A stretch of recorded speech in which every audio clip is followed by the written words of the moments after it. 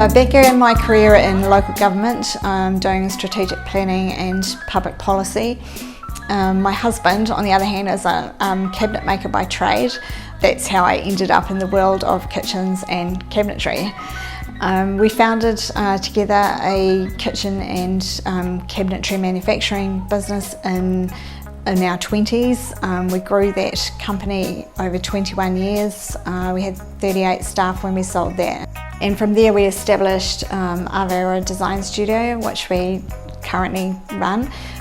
We design kitchens and cabinetry for the highest end of the New Zealand market. Also during that time we established a company called Designerscope, which is a product development company. Designerscope is most well known for the development of the Axelo cabinet levelling system. So that initial idea sprang from our experience, Wim's experience really, installing kitchens.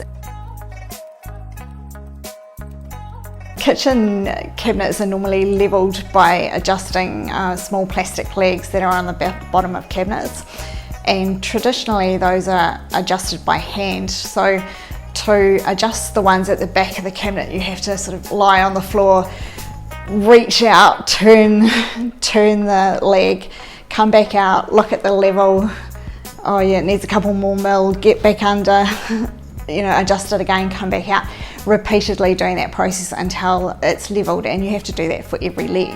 So it's obviously a time-consuming and arduous process. So Wim thought, there has to be a better way than that. He developed the idea of the Axelo system, and with that system the installer can actually sit outside the cabinet upright, look at the level at the same time that they're adjusting those rear cabinetry legs especially, and just sit there with their drill and go up and down a couple of mil and move on to the next one. When we first developed that idea, or when we first developed it, we really didn't do anything with it because it was too expensive with traditional sort of moulding techniques and to do the iteration that was required. But then 3D printing came along, and that just revolutionised that whole process and made iteration just so much more affordable, so much faster. We used grants from AT, Callaghan, to get advice, and that's when we first started tapping into EverEdge and their assistance. So we didn't rule out manufacturing it. We did in fact do quite a bit of investigation into whether that was a good option. We investigated manufacturing both in New Zealand and in China. And then I also attended workshops with the likes of Export New Zealand to look at other models. Then we did 2 intensive workshops with EverEdge and looked at a variety of models that we could use to commercialise this idea and the pros and cons of the different options. We chose licensing because largely because it fitted into our life. So, we already had a significant business that we were running. Bespoke cabinetry requires a lot of kind of hands-on attention to detail, and we had 2 school-aged children, one of whom has a disability. So, licensing was a good fit for that life. Large multinationals, they had that huge international network. They had incredible marketing budgets, and they have networks that and sort of access to things that as an SME in New Zealand we just didn't have. They also have proximity to the European market. So the freight from New Zealand to manufacture here would have been substantial. If we manufactured elsewhere, there's a whole nother layer of negotiation, risk management, due diligence, regulatory requirements. There was so many other things that we didn't have to deal with because we chose licensing. It's really critical. If you want to license to a multinational company, you have to think like a multinational company. You have to think, where are their markets? Where are they likely to want to take this?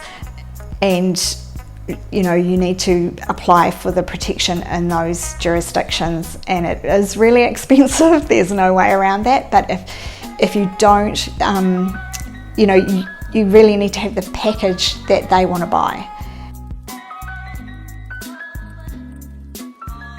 We negotiated a licensing agreement with Hafele Group. Hafele, an extremely well-known company in the kitchen and cabinetry hardware industry.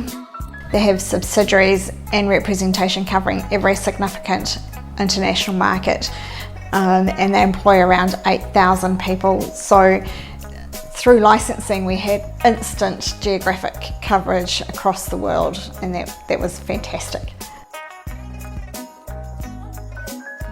We applied for and won 5 significant design awards, one of which was the Red Dot Product Design Excellence Award, which is highly regarded internationally, and that gave us great credibility and also media exposure as well. We registered domain names. We have axelo.com, but also a number of other Axelo related domain names. And then after approximately 6 years, Hafele, it was obvious to them that Axelo was a product that their clients loved, and they were really interested in adding that to their portfolio permanently. We were interested in potentially selling Designerscope. They were interested in potentially buying it, and yeah, that's how we ended up exiting. Yeah, so intangible assets have absolutely been pivotal to Designerscope. This is a field where definitely, the sum is greater than the value of the individual parts. So every intangible asset is important, not just the registered ones, but we did have a lot of registered ones. And I sort of liken it to an orchestra or a rugby team. So you sort of have this collection of intangible assets, and at different points in the journey, different ones sort of step up and take the lead or the star of the show, or are the appropriate tool to tackle a particular issue. And it's really like the overall collection that achieves the end result.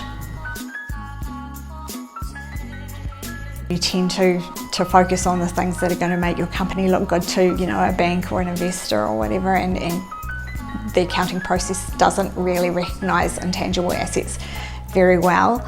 I think also, when it comes to valuing companies, the likes of, say, business brokers have formulas that work for them, but they tend to assume that the value of the intangible asset is reflected in the current turnover of the company, and that's not necessarily the case, especially in a new venture or R&D that's just it's got to a critical stage, but it's not generating the full revenues that it could do.